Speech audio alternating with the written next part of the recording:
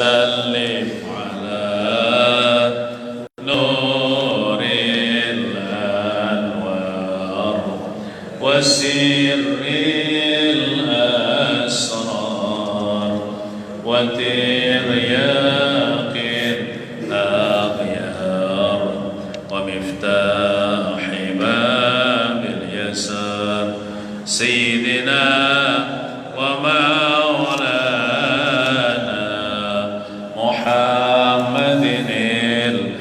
المختار وآله الأطهار وأصحابه الأخيار عدد نعم الله وإفضاله إلى حضرة النبي المصطفى رسول الله صلى الله عليه وسلم وعلى آله وأصحابه وأزواجه وذريته ولكافة الأنبياء والمرسلين ولجميع الأولياء والشهداء والصالحين وإلى أرواح جميع مشايخنا ومعلمنا ولجميع المسلمين والمسلمات والمؤمنين والمؤمنات خصوصا إلى روح الحبيب عثمان بن عبد الله بن عقيل بن يحيى بعلوي رحمه الله تعالى.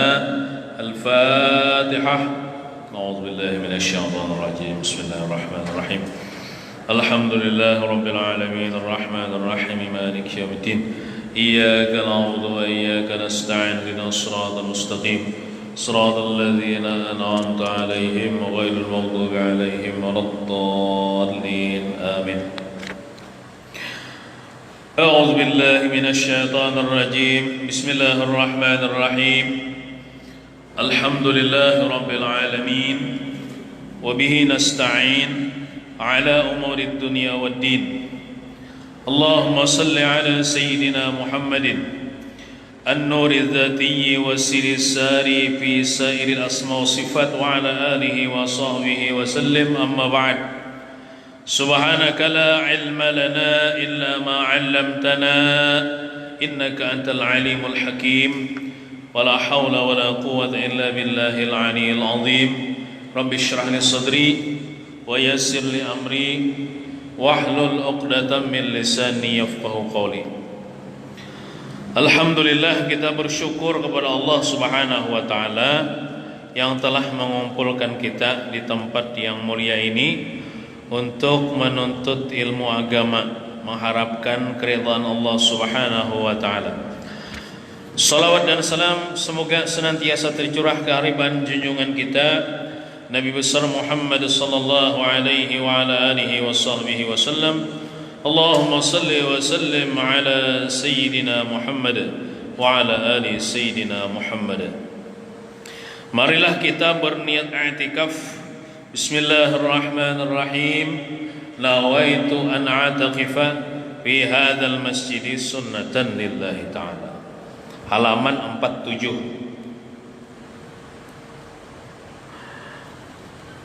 Kejahatan benci pada keluarga anak buah Rasulullah sallallahu alaihi wasallam. Itu bacanya. Bismillahirrahmanirrahim. Qala al-musannif rahimahullah taala.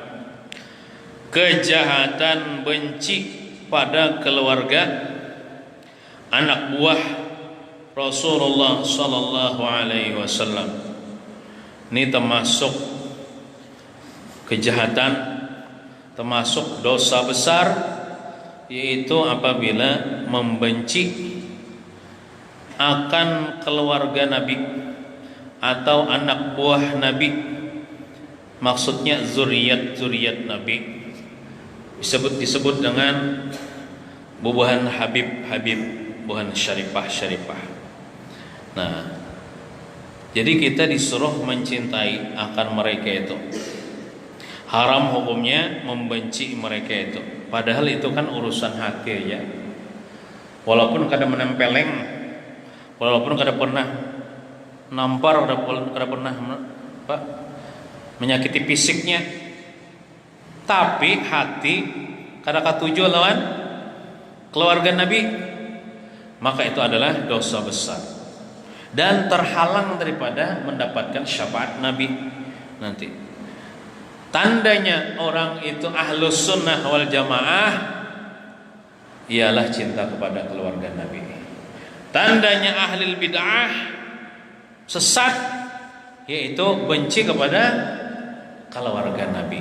Tandanya orang munafik kada katuju lawan keluarga Nabi. Tandanya orang beriman ialah cinta kepada keluarga Nabi. Itu sudah jelas disampaikan oleh ulama-ulama kita. Atau menyakiti pada mereka itu, menyakiti hati mereka atau menyakiti fisik mereka, menyakiti perasaan mereka kah? Itu adalah dosa besar. Karena menyakiti anak cucu Nabi itu sama dengan menyakiti Nabi. Contoh kita kan bisi anak misalnya lah. Misalnya anak kita disakiti orang, pasti kita merasa sakit ya Allah. Tapi kalau anak kita, orang berbuat baik kepada anak kita, itu menggembirakan hati kita. Nah kayak itu juga Nabi kita diisi anak cucu zuriat sidin sampai akhir zaman ini, bahkan anak buah cucu sidin zuriat sidin akhir zaman ini banyak ya Allah. Di mana-mana ada ya Allah. Nah, itu kita jangan menyakiti. Lamun kada kau berbuat baik kepada mereka, minimal jangan mengganggu mereka, jangan menyakiti mereka, jangan menyambati mereka. Walaupun mereka itu ahli maksiat, tapi menurut keterangan, walaupun mereka ahli maksiat, nanti suatu saat mereka akan bertaubat kepada Allah Subhanahu wa ta'ala. Itu keistimewaan ahli bait Rasulullah dibandingkan kita orang jabak nih. Nah kita melanggar perintah Allah Ta'ala atas membuat mahabbah. Jadi bila kita benci atau menyakiti akan zuriat Rasulullah, itu kita sudah melanggar perintah Allah, yang mana Allah Ta'ala memerintahkan untuk mahabbah kepada mereka, cinta kepada mereka. Jadi kita bukan berhadapan bukan cuma berhadapan dengan Rasulullah, tapi berhadapan dengan Allah Ta'ala nanti. Kenapa? Jadi Allah Ta'ala ikam kadang mengamalkan perintahku. Aku menyuruh ikam mencintai ahli bait Rasulullah. Nah itu melanggar perintah Allah Ta'ala atas membuat mahabbah. Mahabbah itu kecintaan. Dan mawaddah sama aja juga, cinta juga pada mereka itu, sebagaimana yang telah tersebut kewajiban kita mencintai mereka itu di mabahas itu pembahasan yang keempat. Sudahlah kita bicarakan kemarin tentang wajibnya menghormati, mencintai keluarga Nabi kita Muhammad sallallahu alaihi wasallam. Bermula dalil kejahatan benci, artinya dalil haramnya benci pada mereka itu ahli bait Rasulullah, itu sabda Nabi sallallahu alaihi wasallam. Ujar Nabi bersabda, la yuhibbuna ahlul bait illa mu'minun taqiyyun wa la yubghiduna ahlul bait illa munafiqun syaqiyyun. Artinya bermula tiada bercinta pada kita ahlul bait hanya orang yang mukmin, lagi ada ampunya takwa, takut pada Allah Ta'ala. Maksudnya tidak mencintai kepada ahli Rasulullah kecuali orang beriman, orang yang bertakwa. Nah jadi orang yang cinta kepada ahli bait Rasulullah itu tandanya orang yang beriman gitu. Nah tandanya orang beriman cinta kepada ahli bait Rasulullah. Nah tandanya orang yang takwa kepada Allah, takut kepada Allah. Nah, dan tiada berbenci pada kita ahli bait melainkan, balik halaman 48, orang yang munafik lagi lacur di akhirat. Dibadakan sini lacur itu kan ya pelacur. Arti pelacur itu kan orang yang hina, orang yang hina. Kalau menurut terjemahnya tadi syakiyun itu kan celaka. Jadi nyambat lacur jadi bisa jualan bahasa Betawi itu lacur itu celaka. Kan jadi orang Betawi kalau Habib Usman. Jadi orang benci kepada ahli Rasulullah itu tandanya orang munafik. Lagi celaka nanti di akhirat adanya. Walaupun amalnya banyak, ya Allah. Walaupun beribadah itu di muka Ka'bah, ya Allah.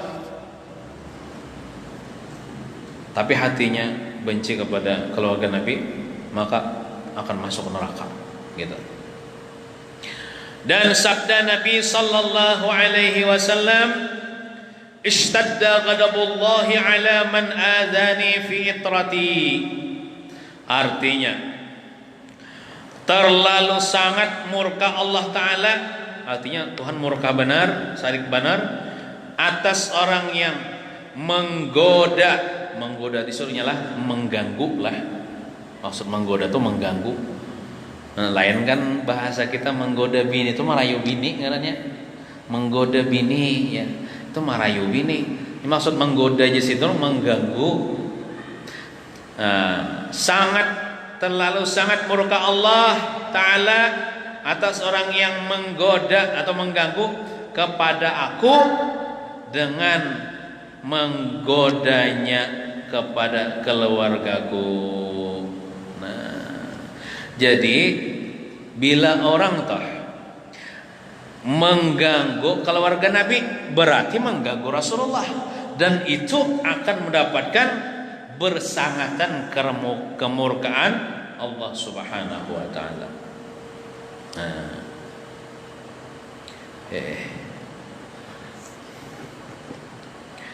Dan sabda Nabi sallallahu alaihi wasallam, "Ya Fatimah, inna Allah taala yaghdabu li ghadabiki wa yarda li ridaki."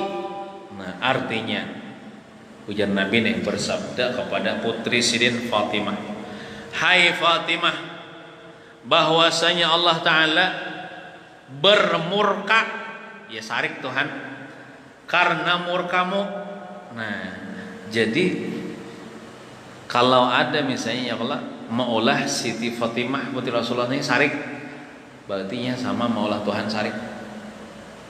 Nah, bila menyakiti Siti Fatimah itu berarti berurusan dengan Allah Ta'ala. Nah, Siti Fatimah ya kah? Kada termasuk keturunan Sidin, zuriat Sidin sampai sekarang para habaib, para syarifah. Siapa yang menyakiti para habaib, para syarifah, itu membuat Allah Ta'ala murka. Siapa yang membuat marah para zuriat Rasulullah berarti membuat marah Allah Ta'ala. Nah, gitu. Dan ia ridha karena ridhamu wahai Fatimah. Artinya Allah Ta'ala ridha karena ridhamu. Siapa yang membuat Siti Fatimah senang berarti membuat Allah Ta'ala senang, gitu. Artinya senangnya Allah tergantung kesenangan Siti Fatimah. Siti Fatimah iyakah termasuk zuriat Sidin sampai sekarang. Siapa yang membuat senang hati para habaib, para syarifah, itu membuat senang Rasulullah dan membuat ridha Allah Subhanahu wa taala juga. Nah, dan berkata Syekh Ibnu Hajar, ingat situ lah. Wallahu alam. Ulun ni suara parau sudahlah apa mengancang mana tadi baca burdah. Ini bila malam Selasa nih ulun pengajian parau suara apa mengancang benar. Habis suara mengancang. Kitab sebutingnya lah. Halaman berapa yuk?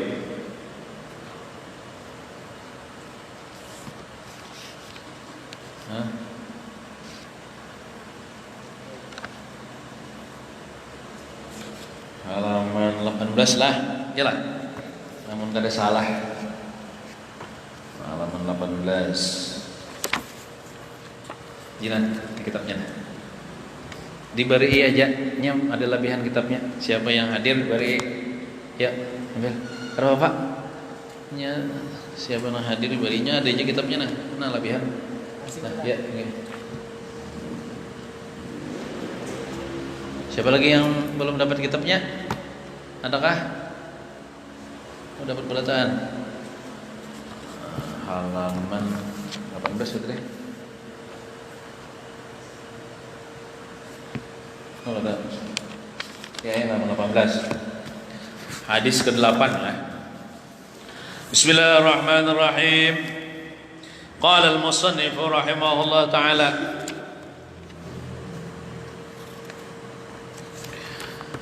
Hadis ke-8 halaman 18. Judulnya Fadilat menggembirakan orang yang beriman. Nah, jadi kita nih disuruh, diperintah Allah Ta'ala menggembirakan saudara kita seiman seagama, walaupun kada keluarga kan, apapun warna kulitnya, apapun sukunya, kita sama-sama Islami bersaudara, dan kita disuruh menggembirakan orang beriman. Sebaliknya kita dilarang menyakiti hati orang yang beriman. Ada riwayat mengatakan bila kita menyakiti orang beriman itu dosanya besar seperti dosa menghancur Ka'bah. Oh, menghancur Ka'bah. Coba bila ada orang menghancur Ka'bah nih, wah marah seluruh dunia nih umat Islam nih. Ya Allah, seandainya ada orang menghancur Ka'bah saat ini, wajib marah ya Allah, seluruh dunia marah orang Islam. Nah, itu bila menyakiti orang Islam itu dosanya seperti menghancur Ka'bah. Nah. An Ja'far ibn Muhammadin an abihi an jaddihi radhiyallahu anhum. Itu radhiyallahu anhum lah.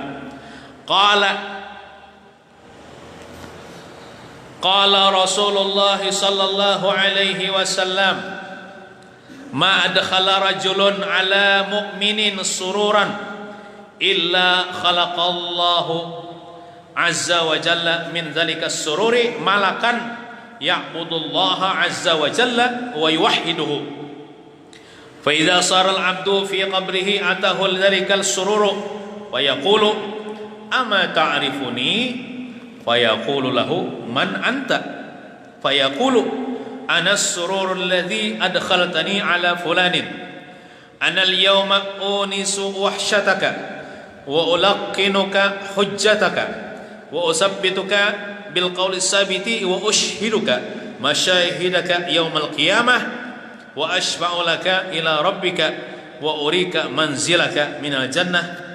Rawahu Ibnu Abid Dunya, meriwayatkan akan dihadis oleh Ibnu Abid Dunya. Arti hadis, ini artinya nih, dari Ja'far, ini Ja'far As-Shadiq lah, ini keturunan Nabi Muhammad juga nih. Dari Ja'far, bergelar dengan As-Shadiq, Ja'far As-Shadiq, anak Muhammad,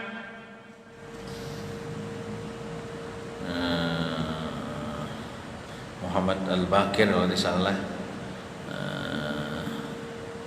Itu apa namanya, kelebihan telah.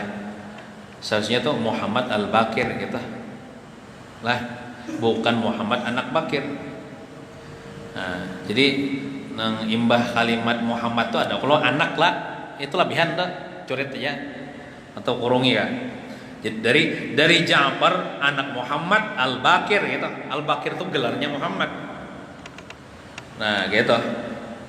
Jadi dari Ja'far Shadiq bin Muhammad Al-Bakir itu anak Muhammad Al-Bakir, bukan Muhammad anak Bakir kada. Muhammad Al-Bakir. Jadi Ibu Muhammad itu ada kalimat anak tuh coret ya, lebihan. Nah. Muhammad Al-Bakir anak siapa? Anak Ali. Ali ini Ali Zainal Abidin. Nah. Jadi Nabihi daripada ayahnya. Kalau bahasa Arabnya tadi kan Muhammad an abihi, daripada ayahnya. Ayahnya itu siapa? Yaitu Ali Zainal Abidin. An jaddihi pulang daripada kakeknya. Siapa kakeknya? Ali Zainal Abidin itu anak Sayyidina Husain. Sayyidina Husain anak Ali bin Abi Thalib gitu. Jadi kisahnya ini siapa yo? Ja'far Shadiq nih yo, kan Rasulullah bisi anak Sayyidatina Fatimah kawin dengan Sayyidina Ali. Nah, Sayyidina Ali bisi anak namanya Sayyidina Husain, cucu Nabi. Sayyidina Husain bisi anak lagi namanya Ali Zainal Abidin. Mbah cucu itu apa? Uyut lah. Nah, mbah itu pulang Ali Zainal Abidin bisi anak namanya Muhammad Al-Baqir. Imbah Uyut itu apa tuh? Lagi Cicit. Nah, Muhammad Al-Baqir bisi anak namanya Ja'far Shadiq. Mbah itu cuit lah, belum lah. Mbah Cicit cuit lah. Nah, itu berarti ini Ja'far Shadiq ini cuitnya Rasulullah. Gitu.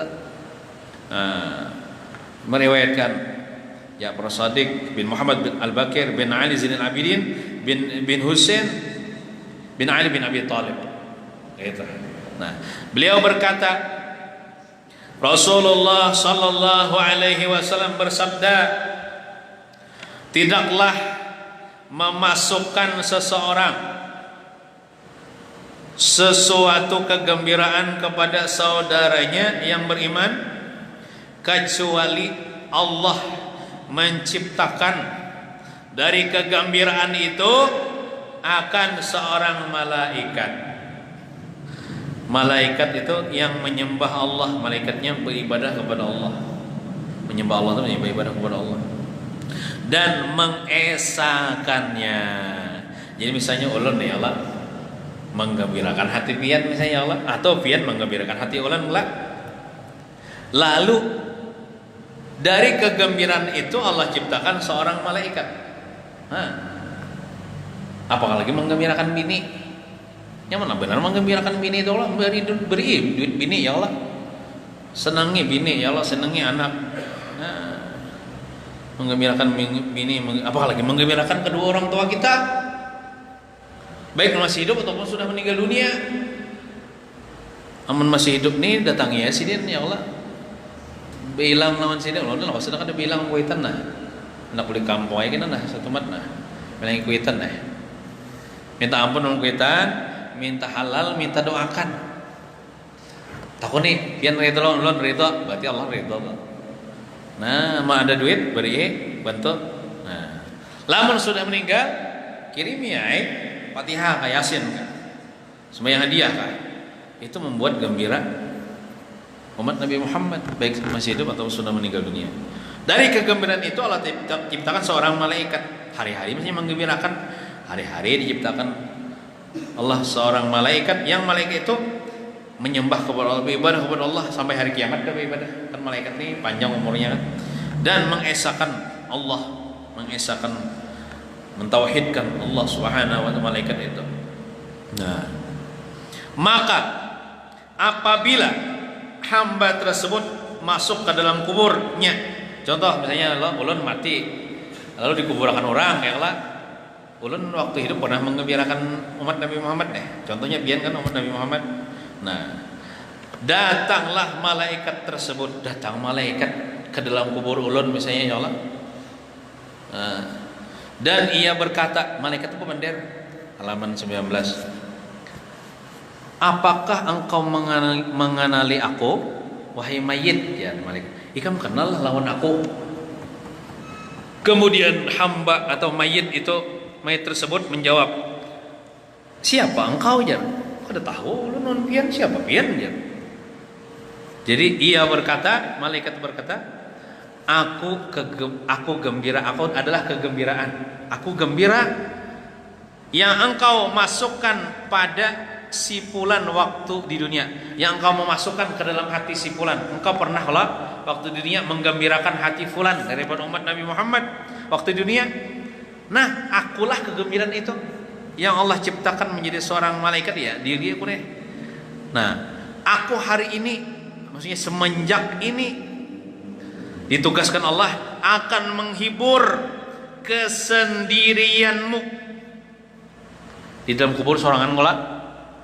Walaupun di higanya banyak kalau kuburan orang Islam, cuman kan sorangan aja dah.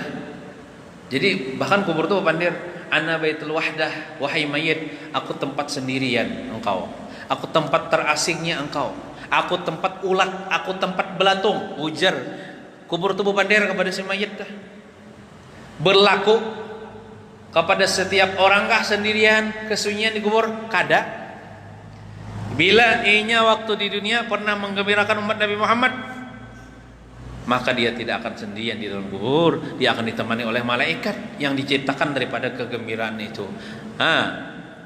Aku menghibur kesendirianmu. Maksud menghibur nih, ya nyaman dihibur malaikat. Maka malaikatnya baik rupa pulang, bungas pulang nyaman ya kalau. Maka malaikat ini menghiburnya tuh mendoakan mudahan biar selamat, mudahan biar masuk surga, insyaallah biar aman aja, kada penyaman surga aman aja biar. Nah, nyaman kala dihibur oleh malaikat. Nah, dan mengajarkan hujjahmu. Hujjah itulah arti hujjah tuh kawa menjawab tanyaan malaikat munkar nakir gitu. Arti hujjah tah. Jadi misalnya ada kena malaikat munkar nakir datang menakuni ikam, "Marabbuka, siapa Tuhan engkau?" Tenang aja. Kena ulun malawanakan. Ulun kena membisikiakan jawabannya gini. Atau bisa juga mayat koler ulun ya mendapi pian aja mendapi. Ulun menapiakan. Bisa itu leh. Ulun aja malaikat sama malaikat neh. Batamu tak maksudnya. Bisa juga. Nah, dan aku tetapkan engkau dengan perkataan yang tetap. Artinya malaikat itu membantu kita supaya lidah kita nih kawa mengucapkan perkataan yang tetap tuh ya kawalah menjawab kadang terbata-bata kan. Hati-hati biar bila terbata-bata bisa ditempeleng muka nakir. Marabbuka, siapa Tuhan engkau? Tampilingnya bener mina bingung ya Allah. Jadi kawalah menjawab. Nah, namun kita tuh hendak tuh jangan kita ya Allah ditakoni, biar malaikat itu aja yang ditakoninya aja yang menjawabkan gitu. Hanya kita santai di kubur. Nah, jadi lepas daripada siksa dan fitnah kubur. Termasuk fitnah kubur ialah tanyaan malaikat. Nah, serta akan aku saksikan di tempat persaksianmu pada hari kiamat. Jadi malaikat itu menjadi saksi bahwasanya kita itu ahli kebaikan. Ya Allah, jangan siksa dia. Ulun bersaksi dia adalah ahli kebaikan. Jangan masukkan ke dalam neraka ya Allah. Ujar malaikat dah. Nyaman kelak. Nah, dan aku bantu kamu di hadapan Tuhanmu. Tenang aja, ketika engkau berhadapan dengan Allah mempertanggungjawabkan amalmu, tenang aja, aku akan berada di sampingmu, akan membantumu. Malaikat nyaman gulat ya. Dan aku perlihatkan kepadamu tempatmu di dalam surga. Nah, dilihatkannya tempatnya. Tahu kalau ibarat di dunia kan datang kawan membawakan layar HP aja, gambar pian, tempat piannya di surga aja. Tahu malaikat di kubur tuh kayak apa caranya canggih lagi sohor. Nah, tempat pian di surga berkat menggembirakan umat Nabi Muhammad deh.